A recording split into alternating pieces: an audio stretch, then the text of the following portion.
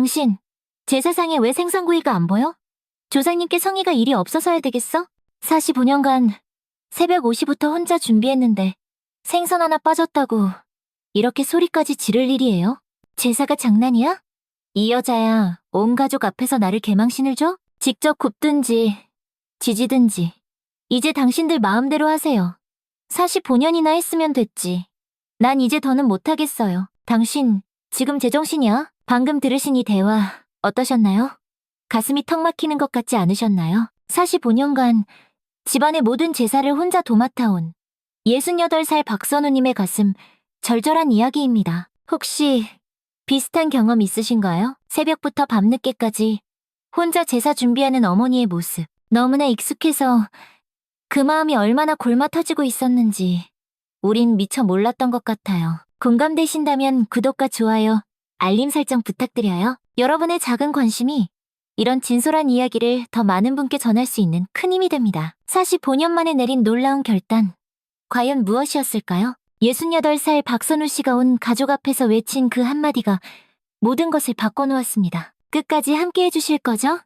여러분의 마음도 저와 함께 쿵쾅쿵쾅 뛸 거예요. 제 이름은 박선우입니다. 올해 68, 결혼한 지는 45년이 되었네요. 45년이라는 이 길고 긴 세월 동안 제가 뭘 했을 것 같으세요? 바로 1년에 12번 돌아오는 제사 준비였어요. 오직 제사 준비만. 그것도 새카맣게 혼자서요. 저희 집이 종갓집이거든요. 그래서 설, 추석 같은 큰 명절은 물론이고 조상님들 기일까지 합치면 정말 매달 한 번씩은 꼭 제사가 있었어요. 정월, 추석, 할아버지 기일, 할머니 기일, 큰아버지 기일, 시아버지 기일. 아이고, 손가락으로 다 세어보기도 벅찼어요. 다른 집은 1년에 한두 번이면 끝이라는데 저희는 정말 매달이었어요. 매달. 새벽부터 일어나 장보고 음식 장만하고 제사 지내고 그 많은 설거지까지 그 기나긴 세월 동안 단 한 번도 빠뜨린 적이 없었네요. 처음 시집 왔을 땐 이렇게까지 힘들 줄은 상상도 못했어요. 시아버님께서 얘야, 우리 집은 종가라 제사가 좀 많다 하시더라고요. 그때는 뭐 그래봤자 얼마나 많겠어 했는데 웬걸요. 정말 매달 꼬박꼬박이었어요. 처음 몇 년은 시어머니와 함께 했어요. 시어머니께서 이건 이렇게 하는 거란다. 저건 저렇게 해야지. 하나하나 가르쳐 주셨죠? 그때는 힘들어도 배우는 거니까 하고 꾹 참았어요. 그런데 시어머니마저 돌아가시고 나서는 정말 저 혼자였어요. 아무도 단 한 명도 도와주지 않았어요. 남편은 당신이 알아서 해라며 나 몰라라 했고 시동생들은 형수님이 워낙 잘하시니까요 하며 슬쩍 뒤로 빠지기만 했죠. 제가 23세 시집와서 지금까지 정말 까마득한 시간이에요.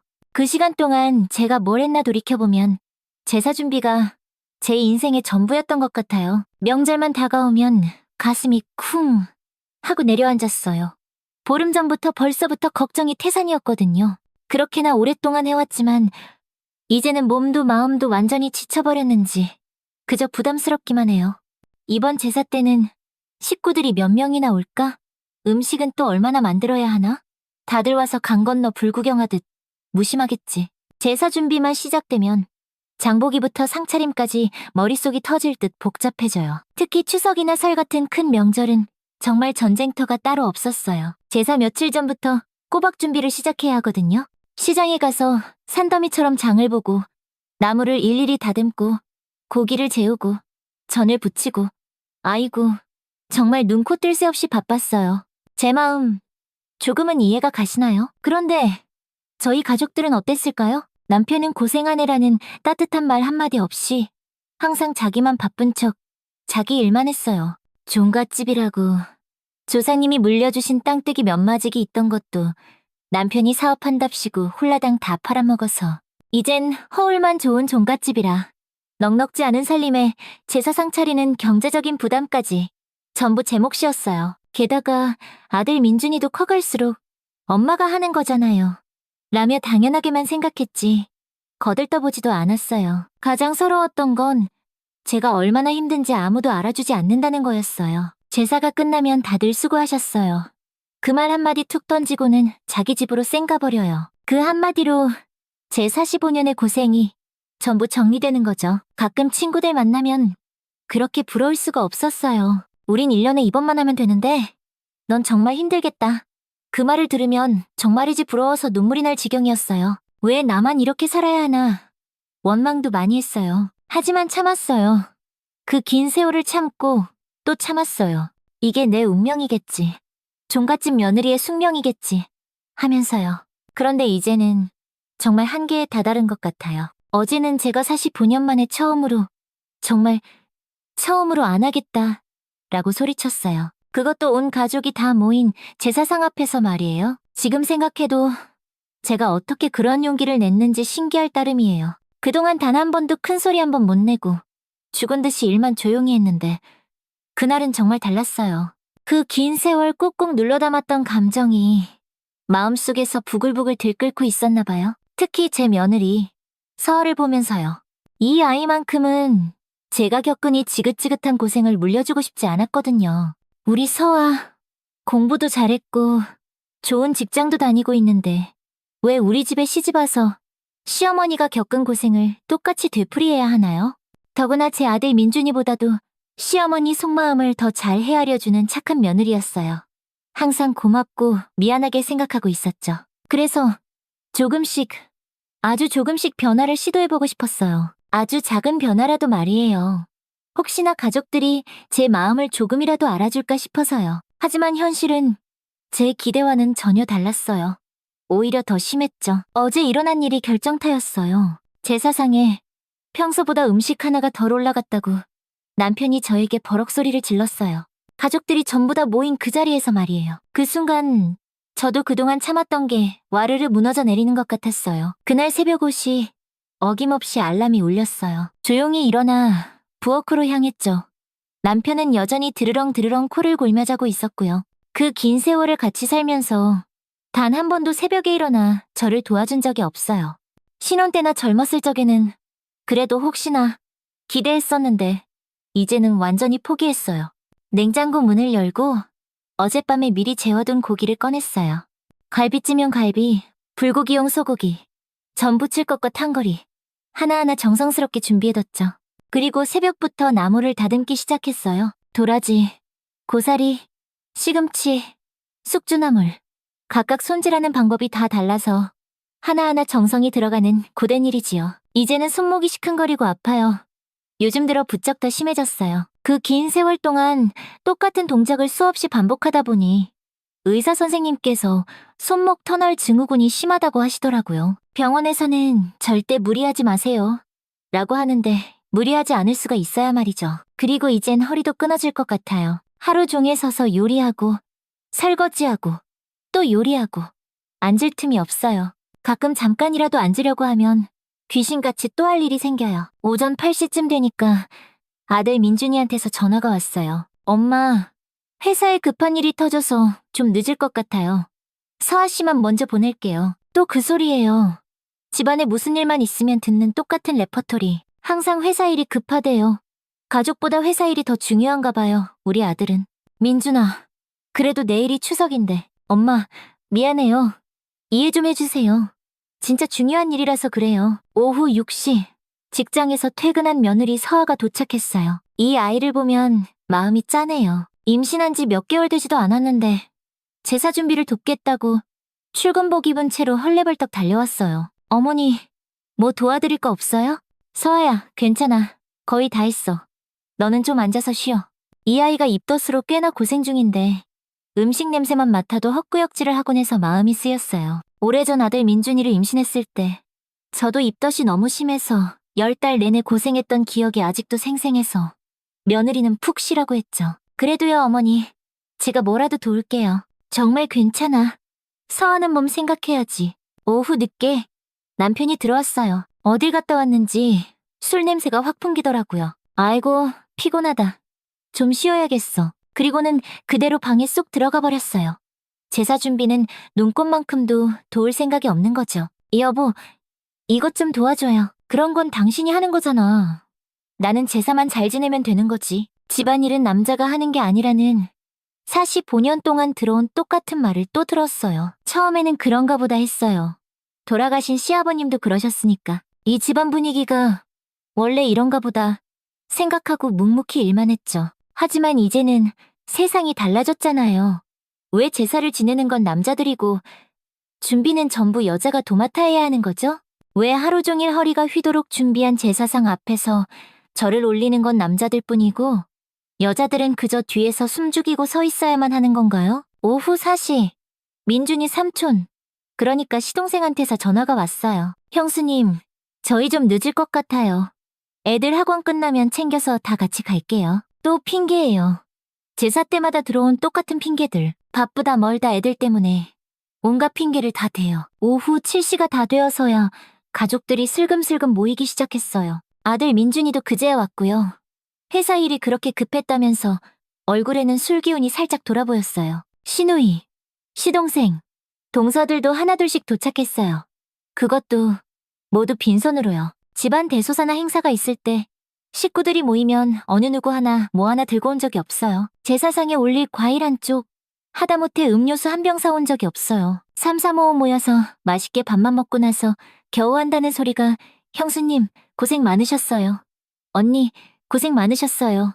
그 한마디면 끝이에요. 45년간 제가 쏟아부은 모든 노고가 그 한마디로 퉁쳐지는 거죠. 제사 며칠 전부터 준비한 음식들을 정성껏 그릇에 담아 제사상을 차리느라 혼자서 이리 뛰고 저리 뛰고 정신이 없는데 제사 지내러 온 다른 가족들은 멀뚱멀뚱 쳐다보거나 소파에 드러누워 TV 보는 게 우리 집 제삿날의 흔한 풍경이 되었어요. 하지만 참았어요.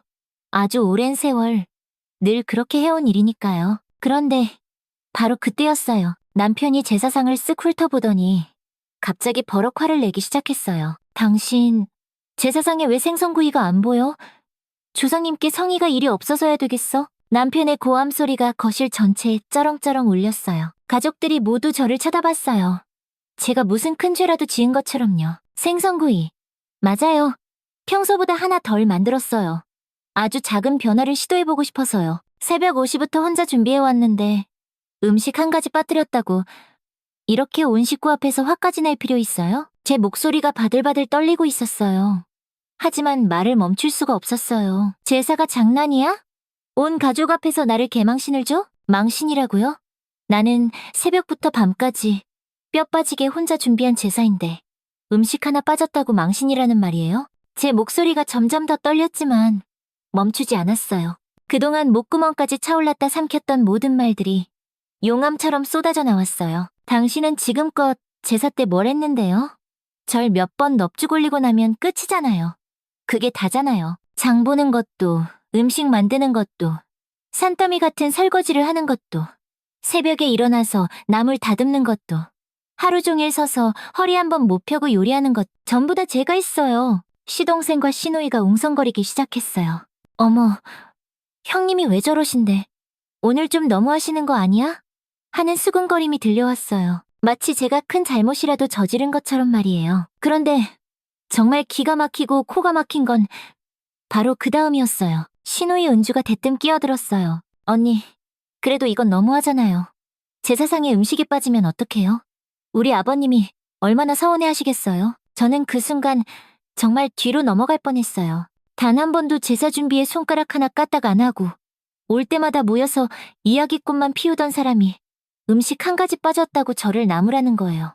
고모, 그 아버님이라는 분 고모 아버지이기도 하잖아요? 그때 또 시동생 민호가 거들었어요. 형수님, 그래도 너무 심하게 말씀하시는 거 아니에요? 저희도 나름대로 바빠요. 바빠요? 그럼 저는 안 바빴나요? 저도 일하고 애 키우고 시부모님 모시고 살면서 혼자 이 모든 제사 준비를 다 했는데 그런 말이 나와요? 삼촌은 명절 때마다 늦게 와서는 밥 숟가락 내려놓자마자 동선에 친정 간다고 사라지잖아요.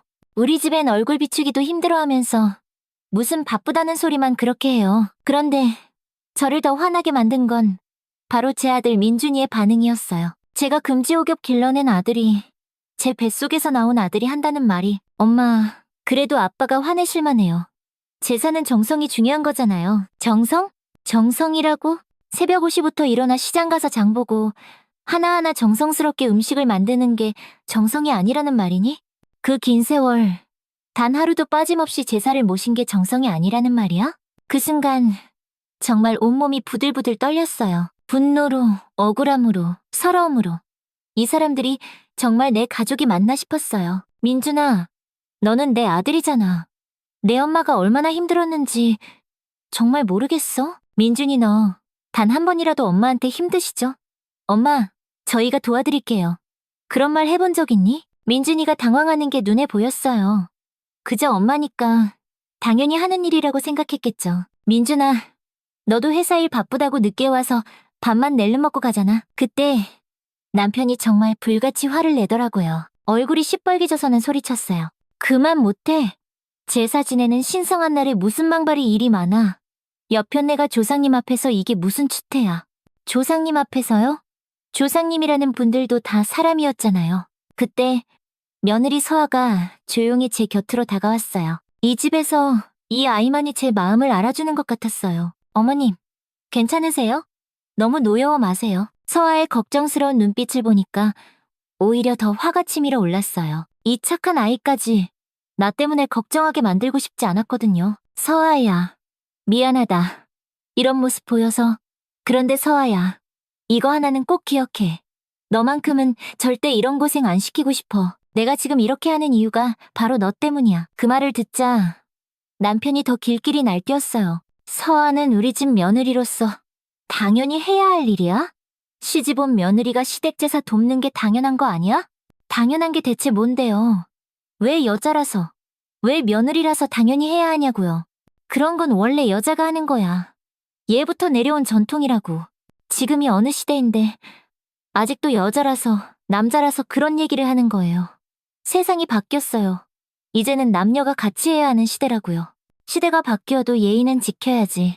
집안 어른으로서 당연히 해야 할 도리를 안 하고 왜 이렇게 악다구니를 써? 악다구니라고요? 그럼 45년 동안 저 혼자 이 모든 걸 감당하게 하는 게 당신들이 말하는 예의인가요? 그때 정말 폭발했어요. 오랫동안 꾹꾹 눌러 담고 참아왔던 모든 감정이 한 번에 터져나왔어요. 그래요. 당신들 직접 고기를 굽든지 전을 지지든지 이제 당신들 마음대로 하세요. 시어머니 돌아가시고 지금껏 혼자 다 해왔으니까 이제 그만. 더 이상은 못하겠어요. 당신 진짜 정신 나갔어? 네, 정신 나갔어요. 정말로 안 할 거예요. 이제부터 절대 안 해요. 그 말을 내뱉는 순간 제 마음속에 쌓여있던 울분이 한꺼번에 터져나오는 듯했어요. 45년간 굳게 닫힌 새 장문을 열고 드디어 새 한 마리가 날아오른 것처럼 하고 싶은 말을 전부 다 쏟아냈어요. 그리고 제사상에 놓인 음식들을 다시 한번 쭉 바라봤어요. 새벽부터 온 정성을 다해 준비한 것들이었죠. 하지만 이제 더 이상은 아니에요. 이 제사상이 마지막이에요. 다음부터는 절대 저 혼자 준비 안 할 거예요. 가족들이 모두 멍하니 저를 쳐다봤어요. 아마 믿기지 않았을 거예요. 평생을 순종적으로 살던 제가 한 번도 이렇게 큰 소리 낸 적이 없었으니 모두가 경악하는 표정이었어요. 사실 이렇게 단호하게 말하는 제 자신도 놀라웠으니까요. 이런 말이 제 입에서 술술 나오다니. 남편이 얼굴을 붉히며 소리쳤어요. 당신 지금 제정신이야? 제사를 안 모시겠다고? 제사를 안 한다는 게 아니에요. 제가 혼자 제사 준비를 이제부터는 안 한다는 거예요. 하고 싶으면 당신들이나 직접 하세요. 그 순간 제 마음이 얼마나 시원했는지 몰라요. 그 긴 세월 동안 목구멍에 걸려있던 커다란 가시가 쑥 빠진 것 같았어요. 그럼 음식은 누가 만들어? 모르겠어요. 당신이 만들든지 민준이가 만들든지 삼촌네가 와서 만들든지 다 같이 돌아가면서 하든지 저는 이제 정말 모르겠어요. 시누이 은주가 황당하다는 표정으로 말했어요. 언니, 그럼 저희는 어떻게 해요? 저희는 요리 같은 거 잘 모르는데. 저도 시집 올 땐 요리 하나도 몰랐어요. 시어머니 돌아가시고 혼자 책 보고 물어가며 다 배웠어요. 고모도 이제부터 배우세요. 저처럼 말이에요. 그래도 언니는 큰 며느리잖아요. 그 말을 듣는 순간 정말 헛웃음이 터져나왔어요. 비참하고 서글픈 웃음이었지만요. 큰 며느리라서 뭐가 다른데요? 큰 며느리라서 평생 혼자 뼈 빠지게 고생해야 해요? 그런 법이 세상에 어디 있어요? 나도 사람이에요. 아들 민준이가 당황스러운 얼굴로 말했어요. 엄마, 그래도 갑자기 이러시면 저희도 어떻게 해야 할지. 갑자기? 민준아, 갑자기가 아니야. 엄마가 그동안 너무 많이 참았다가 이제야 겨우 말하는 거야. 엄마도 사람이야. 엄마도 이제 늙어서 힘들어. 그 순간 제 목소리가 살짝 떨렸어요. 눈물이 핑 돌았지만 꼭 참았어요. 더 이상 약한 모습 보이고 싶지 않았거든요. 그런데 문득 이런 생각이 들었어요. 어쩌면 내가 너무 오랫동안 참기만 했던 게 아닐까? 아무 말 없이 묵묵히 모든 걸 해내면서 이 사람들이 이게 당연한 일이라고 생각하게 만든 건 아닐까? 제가 단 한 번도 불평 한 번 없이 해왔으니까 이 사람들도 엄마가, 아내가, 형수가 제사 준비하는 걸 당연하다고 여겼겠죠. 그때 며느리 서아가 조용히 다가와 말했어요. 어머니, 저도 도울게요. 어머니 혼자 하시게 두지 않을 거예요. 남편이 또 소리를 질렀어요. 당신이 뭘 안다고 끼어들어. 우리 집안 전통을 당신 마음대로 바꿔? 전통이요? 집안의 큰 행사를 항상 한 사람만 죽어라 고생시키는 게 전통이라면 그런 전통은 이제 바꿔야죠. 바뀌어야만 해요. 그리고 저는 부엌으로 걸어갔어요. 매일 매션을 제 몸의 일부처럼 둘렀던 그 앞치마를 천천히 풀었어요. 그리고 식탁 위에 가만히 내려놓았어요. 이제 끝이에요. 정말로 끝이에요. 그 앞치마를 내려놓는 순간 정말 모든 게 끝난 것 같았어요. 45년간의 고생이, 45년간의 인내가, 45년간의 서러움이 모든 게 그 낡은 앞치마와 함께 끝나는 것 같았어요. 가족들이 모두 조용해졌어요. 제가 이렇게까지 강하게 나온 적이 없었으니까요. 다음 제사부터는 당신들이 알아서 하세요. 저는 그날 집에 없을 겁니다. 친구들이랑 여행이라도 갈 거예요. 친구들과 여행, 집안일과 제사상 차릴 부담 때문에 그동안 꿈도 꾸지 못했던 여행을 이제야 입 밖으로 내뱉고 있었어요. 저도 참 바보같이 어리석게도 살았어요. 제가 제 입으로 이야기하면서도 서러움이 북받쳐 올랐어요. 가슴이 마구 쿵쾅거렸어요. 남편이 믿을 수 없다는 듯이 말했어요. 당신, 지금 집을 나가겠다는 거야? 나간다는 게 아니에요. 저도 이제 제 인생을 좀 살겠다는 거예요. 내 나이 이제 68이에요. 이제는 조금 편안해질 나이도 되지 않았나요? 남은 인생만큼은 제가 하고 싶은 대로 살 거예요. 그리고 저는 정말로 집을 나섰어요. 45년 만에 처음으로 제삿날에 집을 나선 거였어요. 바깥 공기는 후텁지근했지만 제 마음은 정말이지 날아갈 듯 시원했어요. 마치 추운 겨울 내내 꽁꽁 얼어붙었던 강물이 녹듯이 제 마음이 드디어 스르르 녹아내리는 것 같았어요. 정말 오랜만에 느껴보는 자유로움이었어요. 답답했던 가슴이 뻥 뚫린 것 같았고 그제야 숨을 깊이 들이마실 수 있었어요. 이런 기분이 이렇게 좋은 건지 몰랐어요. 제 발로, 제 의지로 집을 걸어 나온다는 게 이렇게 떨리고 설레는 일인 줄 미처 몰랐어요. 집 앞 공원 벤치에 멍하니 앉아있는데 며느리 서아가 따라 나왔어요. 어머니, 괜찮으세요? 서아야, 미안하다. 이런 모습까지 보여서. 아니에요, 어머니. 어머니가 오르세요. 그동안 정말 얼마나 힘드셨겠어요. 저도 이제야 그걸 알았어요. 서아의 따뜻한 말 한마디에 그동안 꾹꾹 참았던 눈물이 와르르 쏟아졌어요. 그 긴 세월을 살아오면서 누구에게서도 이런 위로의 말을 들어본 적이 없었거든요. 서아야, 너만큼은 절대 나처럼 살게 하지 않을 거야. 어머니도 너무 혼자 끙끙 앓지 마세요. 저도 도울게요. 민준 씨한테도 제가 잘 이야기할게요. 제가 며느리는 정말 잘 들인 것 같았어요.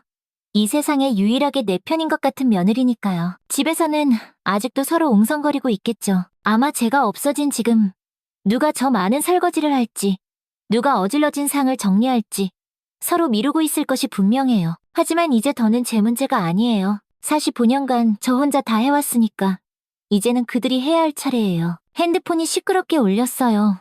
남편이었어요. 하지만 저는 망설임 없이 핸드폰 전원을 꺼버렸어요. 그 순간만큼은 그 어떤 잔소리도 듣고 싶지 않았어요. 무더운 여름밤이었지만 마음은 더없이 상쾌했어요. 사실 5년 만에 처음으로 제 마음대로 행동한 날이었으니까요. 며느리 서아와 함께 근처 카페에 들어갔어요. 차가운 아이스 커피를 시켜 마셨죠. 제삿날에 처음으로 마셔보는 여유로운 커피였어요. 에어컨 바람이 시원하게 불어왔지만 제 마음의 시원함에는 비할 바가 아니었어요. 이런 작은 자유가 이렇게나 소중한 것인 줄 미처 몰랐어요. 더 이상은 혼자 모든 걸 짊어지지 않을 거야. 그날 밤 늦게 집에 돌아왔을 때 부엌은 그야말로 난장판이었어요. 아무도 설거지를 하지 않았고 제사 음식들은 여기저기 그대로 널브러져 있었어요. 하지만 저는 치우지 않았어요.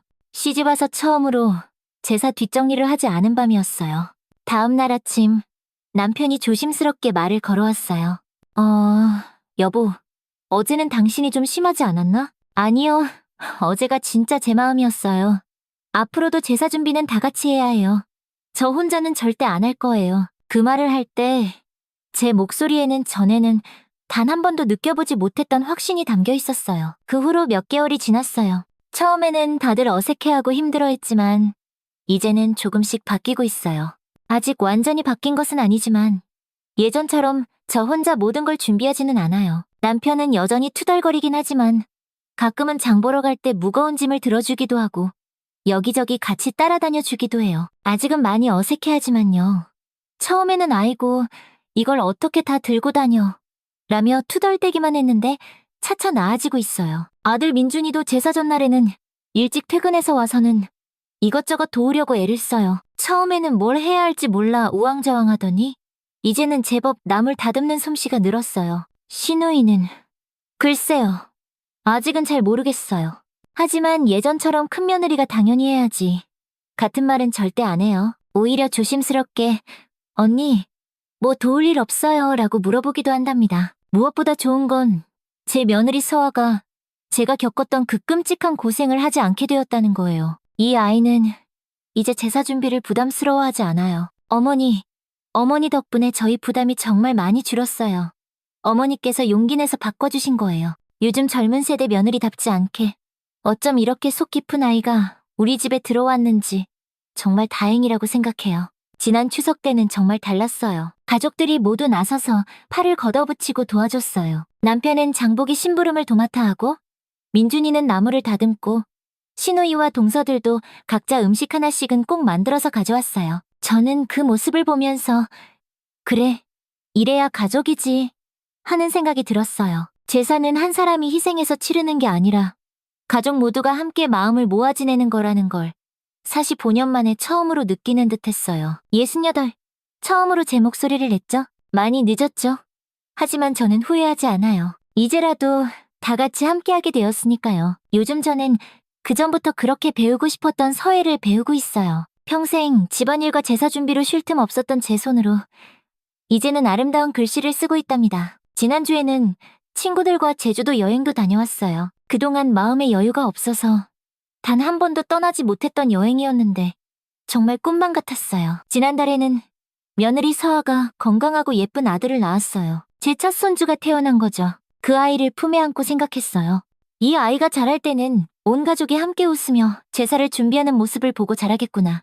그것만으로도 제가 용기를 낸 보람이 충분히 있었어요. 항상 다른 사람들을 위해 살았으니까 이제는 저를 위해 살 권리가 있잖아요. 남은 인생만큼은 제가 원하는 대로 제가 주인공이 되어 살아갈 거예요. 이야기를 들어주신 모든 분들께 진심으로 감사드립니다. 혹시 저와 비슷한 경험이 있으시거나 지금도 같은 상황에 힘들어하고 계신 분들이 있다면 댓글로 여러분의 이야기를 들려주세요. 혼자가 아니라는 것, 우리는 서로에게 큰 힘이 될 수 있다는 것을 꼭 알려드리고 싶어요. 그리고 이 영상이 조금이라도 도움이 되셨다면 구독과 좋아요도 부탁드려요. 더 많은 분들이 용기를 낼 수 있도록 말이에요. 나이가 들었다고 참아온 세월이 너무 길다고 해서 포기할 필요는 없어요. 언제든 새로운 시작을 할 수 있으니까요. 저는 조금 늦었다고 생각하지만 우리 모두에게는 자신의 목소리를 낼 권리가 있어요. 혹시 저와 같이 소가리를 하고 계신 분이 있다면 우리 함께 용기를 내어봐요. 여러분의 인생은 바로 여러분이 주인공입니다. 긴 이야기 들어주셔서 정말 고맙습니다.